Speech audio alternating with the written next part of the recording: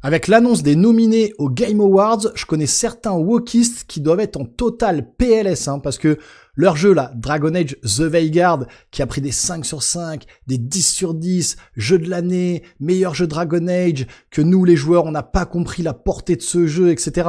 Bah il est où là, aux Game Awards, Dragon Age Dragon Age Dragon Age Bah non, je le trouve pas, Il doit être au fond de ma poubelle.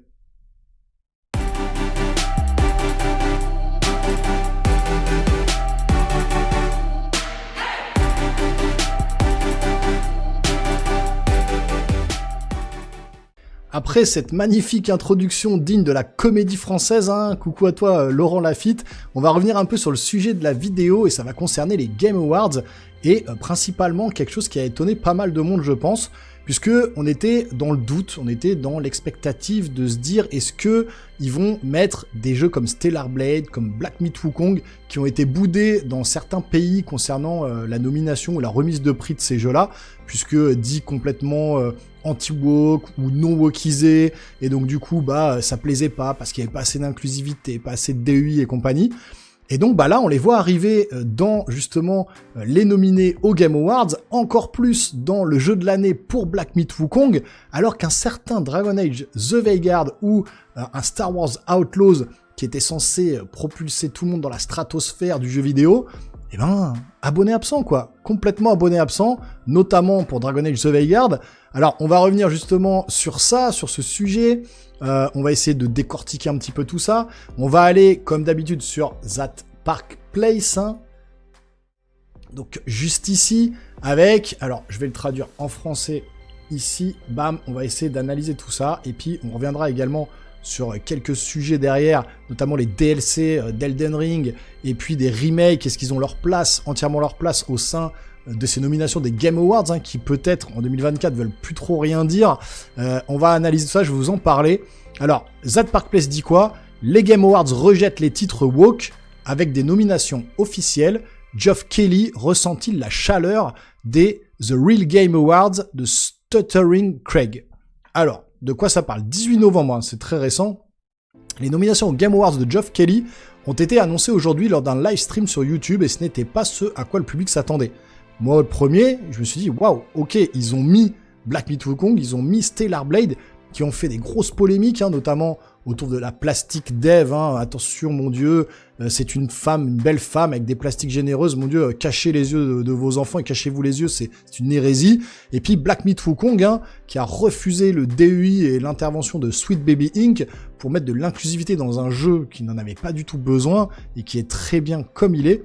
Et donc, ces jeux-là qui ont été boudés par certains éditeurs, en tout cas certaines associations ou certaines remises de prix, et là se retrouvent propulsés au sommet limite des nominations des Game Awards. Donc ça fait plaisir. Et est-ce que ce serait pas justement une petite bataille gagnée pour, j'ai pas envie de dire les anti-woke, mais pour les non-wokistes qui ne veulent plus ça en fait dans les jeux vidéo?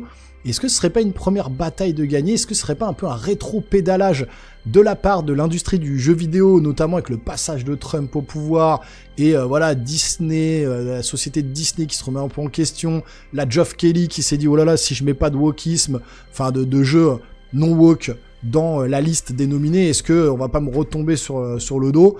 Je sais pas, mais peut-être que les choses sont en train de prendre le bon sens, le bon chemin, et c'est pas pour me déplaire, et c'est pas pour déplaire, je pense, à beaucoup de viewers, d'abonnés ou de gens en général dans le monde qui en ont plus que ras-le-bol, je vous dis, du wokisme dans les jeux vidéo.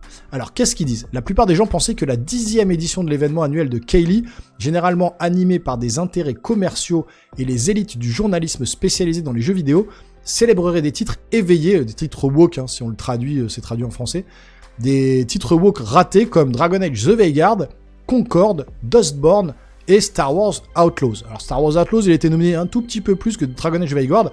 Vous allez voir qu'en plus Dragon Age The Vanguard, il y a une catégorie, il a même pas été nommé, alors que c'est là qu'il aurait eu toute sa place. Mais bon, on va y revenir. Cependant, ces jeux n'ont reçu que très peu d'attention, tandis que les favoris des fans, comme Black Myth Wukong et Astrobot, ont fait la une des journaux. Astrobot, Black Myth Wukong, complètement, pas anti-woke, mais non-woke. Anti-woke, ça serait inclure dans le jeu des messages contre la wokisation des jeux, contre le wokisme en général. Là, c'est pas ça, c'est de la non-wokisation. Ils ont décidé de pas mettre de wokisation, de wokisme plutôt, wokisation non, pas mettre de wokisme dans leur jeu. Très bien. Et du coup, ils sont propulsés. Astrobot, Black Myth Wukong, en tête, jeu de l'année. Bon. Alors, il est possible que ce revirement soit une réponse au fait que Stuttering Craig de Side Scrollers ait lancé sa propre cérémonie de remise de prix de jeux vidéo baptisée The Real Game Awards. Alors, qui est Stuttering Craig de Side Scrollers ? Eh ben, je suis allé un peu me renseigner, c'est ce mec-là, Craig Skistimas.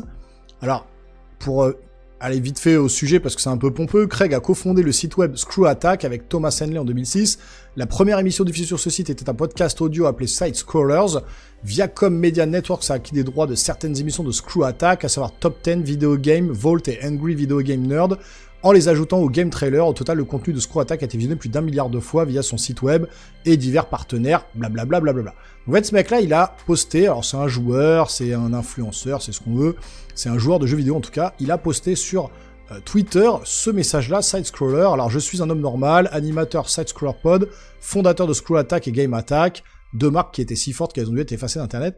Et donc là, il a passé un petit coup de gueule sur sa chaîne ici, puisque voilà, il dit ça, voilà que on a annoncé que les jeux allaient revenir et que en gros, l'industrie du jeu vidéo en fait se moquait un petit peu en fait des joueurs, puisque les journalistes boudaient un petit peu les joueurs sur le choix des jeux de l'année, des tout ça, et que lui, il trouvait ça abusé en fait, vous voyez, que on prenne pas l'avis des joueurs pour justement nommer ces jeux qui nous plaisent au fil du temps. Et donc du coup, il a lancé justement quelque chose qui s'appelle les Real Game Awards. Voilà, il a envie de lancer ça pour donner la parole aux joueurs et que ce soit nous les joueurs et non pas des journalistes un peu vendus, un petit peu qui profitent un petit peu des différents éditeurs pour avoir des privilèges et que ils vont aller plus vers un éditeur qu'un autre ou un jeu qu'un autre pour nommer le jeu de l'année, et que du coup un petit peu, si vous voulez, un petit peu les journalistes sont un peu véreux, et que du coup il veut donner la parole aux gamers et faire The Real Game Awards. Voilà. Donc pour faire un petit peu le topo, parce que c'est un petit peu compliqué, faudrait aller plus en profondeur, mais on n'a pas le temps sur cette vidéo. Les jeux mentionnés ci-dessus n'étaient même pas en lice pour le prix Games for Impact, qui récompense les jeux qui suscitent la réflexion et qui ont une profonde signification pro-sociale, selon Kaylee. Ces 4 titres, avec leur politique identitaire et leur message social très fort, semblaient prêts à dominer cette catégorie, et beaucoup s'attendaient à ce qu'au moins l'un d'entre eux soit nominé pour d'autres grands prix comme Jeu de l'année, meilleure réalisation de jeu, et bien d'autres. Alors, les jeux dont il parle, justement, on va regarder sur les nominés, c'est le site des Game Awards, c'est quoi ? C'est justement, alors il est où ? Games for Impact, que j'ai pas noté parce que j'ai pas joué à ces jeux-là. Voilà. Si on le traduit, encore une fois, bam, on va le traduire en français. C'est quoi ? Pour un jeu qui suscite la réflexion et qui a une signification ou un message pro-social. Le DEI. Diversité, équité, inclusivité. Il y a des jeux avec des femmes voilées, il y a des jeux avec des lesbiennes, il y a des jeux avec de la schizophrénie, il y a des jeux en Afrique. Donc voilà, tous ces jeux-là sont nommés dans cette catégorie. Il n'y a même pas Dragon Age The Vanguard, ou éventuellement également Star Wars Outlaws, qui prône aussi l'inclusivité, mais encore plus Dragon Age The Vanguard, qui prône la transsexualité, la non-binarité, le transgenre, tout ce que vous voulez, l'homosexualité et compagnie. Il n'est même pas dans la catégorie. C'est-à-dire qu'il a été boudé par Geoff Keighley dans ces Game Awards. Alors que pourtant, le jeu mettait vraiment en avant cette chose-là. Et là, il aurait dû être dans cette catégorie. Il est même pas dans cette catégorie. La seule catégorie où il est présent, alors, c'est la innovation en matière d'accessibilité. Reconnaître les logiciels pour les handicapés ou pour les personnes non-voyantes, malvoyantes, tout ce que vous voulez. Ce qui permet à des personnes handicapées de pouvoir jouer à des jeux. Il est juste nommé dans cette catégorie-là. Il est même pas dans la réalisation, dans le gameplay, dans le jeu de l'année, dans rien. Il est nommé nulle part. Il y a aussi Star Wars Outlaws qui est nommé là, et Star Wars Outlaws est aussi nommé dans jeu d'action. Voilà, donc lui, il a quand même l'innovation en matière d'accessibilité, et Star Wars Outlaws, il est également dans jeu d'action, à côté de Black Myth Wukong. Bon. eh ben, ils sont nommés que dans ces 2 catégories-là. Le jeu d'Ubisoft dans une catégorie, celle-là, plus jeu d'action, super, et Dragon Age The Vanguard uniquement dans l'innovation en matière d'accessibilité, quoi. C'est tout. Il n'y a rien d'autre. Alors, il est où votre jeu qui transcende un peu l'univers, là? Nulle part. Tout simplement. Alors, la présentation a été bien entendu animée par Kaylee, un homme qui ne recule jamais devant une caméra. Malgré l'heure de début annoncée à 11h30, la diffusion a commencé par un compte à rebours de 30 minutes. Une fois que Kaylee est apparue, les nominations n'ont pris que 11 minutes pour être annoncées. Les grands nominés cette année étaient Astrobot, FF7 Rebirth, qui ont récolté 7 nominations chacun, y compris le très convoité jeu de l'année. Ensuite, c'était au tour de Métaphore Refantasio avec 6 nominations. Black Myth Wukong, un jeu d'action chinois extrêmement populaire, a reçu 4 nominations. Cela a surpris plus d'un car l'industrie du jeu vidéo avait attaqué le jeu chinois avant sa sortie, alléguant des problèmes de sexisme chez le développeur. Beaucoup ont interprété cela comme un signe supplémentaire que les choses étaient en train de changer. Les sourcils se sont levés lors de l'annonce des nominations pour le titre du jeu de l'année. Parmi eux figuraient Elden Ring's Shadow of the Erdtree, une extension DLC du titre original qui a remporté le titre de jeu de l'année en 2022. L'exploration complète du DLC peut prendre plus de 40 heures, donc bien qu'il s'agisse d'un contenu DLC, sa taille rivalise avec celle d'un jeu autonome. On va revenir dessus. Il était néanmoins étrange de voir une extension DLC répertoriée parmi tant de poids lourds.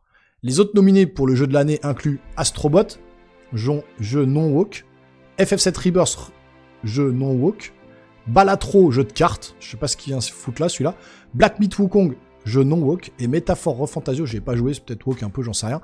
Mais en tout cas, voilà. Ça prouve encore une fois qu'il y a un espèce de rétro-pédalage de la part de l'industrie du jeu vidéo, et notamment de la part de l'industrie américaine, qui nous a fait pendant toute l'année, ils nous ont pété les noix avec leur wokisme. Ouais, c'est l'inclusivité, faut la mettre partout, c'est génial, regardez, faut être ouvert d'esprit. Et pendant les Game Awards, là où ils doivent nommer justement le summum du jeu, voilà, pour voilà, fêter le jeu vidéo, il n'y a aucun de ces jeux-là.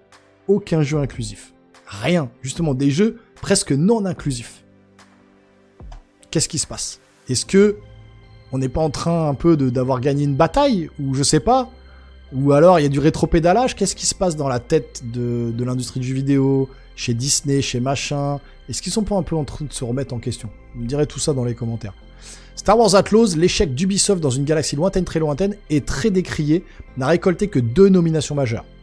Humberly Gonzalez, qui joue Kayvess dans le jeu, a été nommé pour la meilleure performance. Ouais, c'est même pas ça. Les femmes, alors, ils ont été nommés dans 2 catégories. Effectivement, c'est même pas jeu d'action. Il me semble, c'est uniquement l'interprétation de l'actrice, qui ressemble pas du tout d'ailleurs à cette actrice-là, à Kayvess dans le jeu. Vous voyez la photo à côté, je vous avais déjà fait une vidéo dessus. Enfin bon, bref. L'interprétation de l'actrice et également le problème d'accès, enfin la nomination de l'accessibilité dans les jeux vidéo. Donc c'est même pas dans le jeu d'action, je me suis trompé. C'est, voilà, les 2 nominations majeures. Humberly Gonzalez, qui joue Kayvess dans le jeu, a été nommée pour la meilleure performance. Les femmes représentaient 4 des 5 nominations dans cette catégorie pour 2024. Le jeu a été également nommé pour le meilleur jeu d'action-aventure, donc non, voilà, le meilleur jeu d'action-aventure, bien qu'Ubisoft ait récemment admis que le titre n'avait pas obtenu de bons résultats. Donc c'est pas 2, c'est 3, puisqu'on a vu qu'il y avait aussi l'accessibilité pour Star Wars Outlaws. Donc il a été nommé dans 3 catégories: jeu d'action-aventure, accessibilité et bon, l'interprétation de Kayvess pour une actrice dans le jeu. Bon, pas vraiment nommé pour le jeu vidéo. Mais voilà, concrètement, pas folichon non plus. Outlaws a également été nominé pour les meilleures fonctionnalités d'accessibilité. Vanguard a également été nominé dans cette même catégorie. Il s'agissait de la seule nomination pour Vanguard, je vous l'ai montré. Un RPG BioWare axé sur l'agenda, qui n'a pas réussi à dépasser les 100 000 joueurs simultanés sur Steam. Concorde, un jeu de service en direct que Sony a fermé après seulement 2 semaines, et Dustborn, un jeu qui utilise la culture de l'annulation, donc la cancel culture, comme une arme, oui, vraiment, n'ont reçu aucune nomination. Ça, c'est le pire jeu woke, c'est Dustborn. Alors celui-là, laissez tomber, quoi. Kaylee a terminé l'émission en exhortant les joueurs à voter pour les lauréats des prix, mais cela ne servira pas à grand-chose à long terme. Les nominations et les gagnants des Game Awards sont principalement décidés par un comité composé de journalistes spécialisés dans les jeux vidéo, d'accès aux médias traditionnels tels qu'IGN, Polygon, Variety, tout ça pour les Américains. En France, c'est Gameblog, jeuxvideo.com, Julien Chiez. C'est ces personnes-là qui ont reçu des mails justement de Geoff Keighley, entre guillemets, pour donner leur vote, le nom de 5-6 jeux qu'ils veulent voir nominés dans les jeux de l'année et compagnie. C'est des journalistes qui votent, c'est pas des joueurs. Les joueurs ont 10% de voix. Vous allez pouvoir voter, vous aurez 10%, ça va voter pour rien du tout dans la note finale. Au final, c'est les journalistes qui votent, et on voit bien que les journalistes qui, soi-disant, ont mis des 5, des 10 sur 10, des notes faramineuses à Dragon Age Vanguard, ils l'ont nommé dans aucune catégorie. Il n'apparaît nulle part. Alors, c'est quoi leur histoire? Pourquoi ils nous bassinent pendant toute l'année, et notamment au moment des tests, à nous mettre des notes pas possibles du jeu, à rabaisser un petit peu les notes de jeu de Black Myth Wukong, pour au final, au Game Awards, nous balancer Black Myth Wukong, Astro Bot et compagnie en tête de liste, même Stellar Blade, il a plus de nominations, alors qu'ils ont fait plein de polémiques dessus, et tout ce qui est justement, soi-disant, éveillé, woke, ouvert d'esprit, il y en a aucun. Aucun de ces jeux. C'est quoi? C'est du rétro-pédalage? Qu'est-ce que... Voilà, c'est quoi? Donc est-ce que ça serait pas en train de bouger un petit peu? Est-ce que... voilà, le wokisme va petit à petit peut-être s'éteindre. Ça serait pas une mauvaise chose, mais ça serait une très bonne chose. C'est cette dynamique de pouvoir déséquilibré qui a conduit Stuttering Craig de Sidecrawlers à lancer sa propre cérémonie de remise de prix baptisée The Real Game Awards. Année après année, à maintes reprises après les Game Awards, les gens disent qu'il faut organiser une véritable cérémonie de remise de prix pour les joueurs, a déclaré Stuttering Craig lors de son annonce officielle en mars dernier. Eh bien, faisons-le. Les gagnants de la nouvelle émission sont élus par les joueurs, sans intervention des médias, traditionnels et sans parrainage d'entreprise. L'exact opposé de la façon dont l'émission de Kaylee a fonctionné au cours des 10 dernières années. L'émission de Craig semble avoir ébranlé Kaylee, qui a récemment tenté de déposer une marque auprès de l'Office américain des brevets pour The Game Awards. Cette demande, si elle est acceptée, empêcherait d'autres organisations d'organiser leur propre cérémonie de remise de prix avec le terme incroyablement générique Game Awards dans leur titre ou leur description. Le dépôt de Kaylee marque la première fois qu'il tente de déposer, j'ai du mal, une marque pour ce nom, même s'il organise la cérémonie de remise de prix depuis une décennie. La seule différence cette année est qu'il y a un nouveau jeu en ville qui gagne beaucoup de terrain. Il est peu probable que Kaylee réussisse dans sa tentative de déposer une marque pour ce terme, car l'Office des brevets américains a des lois interdisant le dépôt de marques pour les termes d'usage courant. Pensez-vous que la menace des Real Game Awards a eu un impact sur les nominations aux Game Awards 2024 ? Donnez-nous votre avis. Alors avant de conclure et de vous parler un petit peu justement de la polémique DLC d'Elden Ring et également des remakes qui apparaissent justement dans ces nominations, je vais revenir un peu sur ma page YouTube, puisque je vous avais fait justement un sondage avec les Game Awards qui approche quel est pour vous le GOTY 2024 parmi les jeux les mieux accueillis cette année. Bon, de toute façon, les jeux que j'avais mis juste avant l'annonce des nominés, c'est les jeux qui sont plus ou moins représentés justement dans les Game Awards, donc j'avais tapé dans le mille. Si vous en avez un autre en tête, n'hésitez pas à le dire en commentaire, ne me dites pas Star Wars Outlaws ou Dragon Age Vanguard s'il vous plaît. Petite blague, à bientôt les geeks. Vous avez noté en masse, quand même, 352 votes. C'est quand même conséquent quand même, on n'est pas à 1500, 3000 et compagnie, mais on est à 352 votes. Et à 59%, vous avez mis Black Myth Wukong. Voilà, 59% Black Myth Wukong, 18% Astro Bot, 11% FF7 Rebirth, 12% Elden Ring, et dans les commentaires, vous n'avez pas nommé d'autres jeux. Il y en a qui râlaient de dire que voilà, on avait mis 60% pour Black Myth Wukong, alors que Elden Ring est largement au-dessus en termes de narration, de direction artistique, de tout ça. Et on va en revenir là-dessus. Je suis d'accord pour dire que c'est un excellent jeu. C'est surtout une excellente extension. On va revenir là-dessus. Mais voilà, vous êtes quand même à 59% à avoir voté quand même pour Black Myth Wukong. Comme quoi, hein, voilà, il n'y a pas de Dragon Age Vanguard, il n'y a pas de Star Wars Outlaws, il n'y a pas tout ça. Il y a du Astro Bot. Moi, je pense honnêtement que cette année, ça va vraiment se jouer entre Astro Bot et Black Myth Wukong. Et je pense que les journalistes vont plutôt voter pour Astro Bot, plus que pour Black Myth Wukong. Mais on pourra avoir une surprise, donc ça sera à voir courant décembre. On verra qui va gagner le GOTY 2024. Alors, pour conclure, qu'est-ce que vous pensez de tout ça, de cet article de Geoff Keighley qui rétro-pédale un peu par rapport aux nominations qui ont été affichées justement pour les Game Awards? Aucun jeu woke, pas de Dragon Age Vanguard, pas de Star Wars Outlaws. On a plutôt justement du Stellar Blade qui est nommé dans plusieurs catégories. On a carrément justement Black Myth Wukong qui a été, sujet polémique, les Chinois, les machins, c'est pas bien, qui est nommé carrément dans les jeux de l'année, avec FF7 Rebirth, Astro Bot, qui est pareil, non-woke, avec Elden Ring, Shadow of the Erdtree, et puis Balatro, le jeu de cartes. Donc voilà, est-ce que vous pensez que c'est ça? Est-ce que vous pensez que c'est la politique de Trump? Est-ce que vous pensez que voilà, il y a une espèce de bataille entre guillemets, j'aime pas employer ce mot-là, mais qui a été gagnée un petit peu par le ras-le-bol des joueurs, par le ras-le-bol des non-woke, qui ne veulent plus justement d'idéologie rentrer au forceps dans leur passion qu'est le jeu vidéo? Est-ce qu'on est plutôt sur ça? Est-ce qu'on est sur un rétro-pédalage? Est-ce qu'on est sur de la politique? Dites-moi tout en commentaire. Qu'est-ce que vous en pensez? Et qu'est-ce que vous pensez également, eh ben, tout simplement, d'avoir nommé dans justement ces Game Awards Shadow of the Tree de Elden Ring et Balatro, un jeu de cartes qui est effectivement jeu actu. Maxime Chao le disait très justement dans sa vidéo. Il a fait une vidéo que je vous inviterai à aller voir sur son site, qui est pas bête du tout. Balatro, je suis d'accord avec lui. On est sur un jeu de cartes qui certes peut être addictif, peut être très bon, etc. Mais il y avait des jeux largement au-dessus qui méritaient peut-être de rentrer dans ces Game Awards, dans ce jeu de l'année, notamment Stellar Blade, Dragon Dogma 2. Il y avait quand même des jeux qui méritaient largement plus que ce jeu Balatro, qui est déjà nommé dans jeu mobile, jeu machin, effectivement, jeu indépendant, qui avait toute sa place ici, mais pas dans jeu de l'année. Je comprends pas que Balatro soit effectivement nommé dans les jeux de l'année. Final Fantasy VII Rebirth, c'est un remake finalement d'un jeu déjà connu de Final Fantasy. Alors même s'il a été complètement remanié, qu'il y a une histoire complètement différente, on est vraiment sur quelque chose qui a 20 ans en arrière, 30 ans en arrière, donc pourquoi pas le mettre effectivement dans les jeux de l'année. Et surtout, Shadow of the Tree, Elden Ring, jeu que j'adore, hein, un des meilleurs jeux de tous les temps que j'ai fait, je vous le dis vraiment, Elden Ring c'est la pépite. Mais, comme le souligne aussi Maxime Chao, Elden Ring, Shadow of the Tree, pour pouvoir y jouer, il faut avoir Elden Ring. Il faut lancer Elden Ring pour aller à un endroit précis de la carte avec les mêmes assets, les mêmes assets graphiques, les mêmes armures, la même direction artistique, exactement la même chose qu'on retrouve dans Elden Ring, pour pouvoir rentrer dans cette extension de Elden Ring qui s'appelle Shadow of the Tree.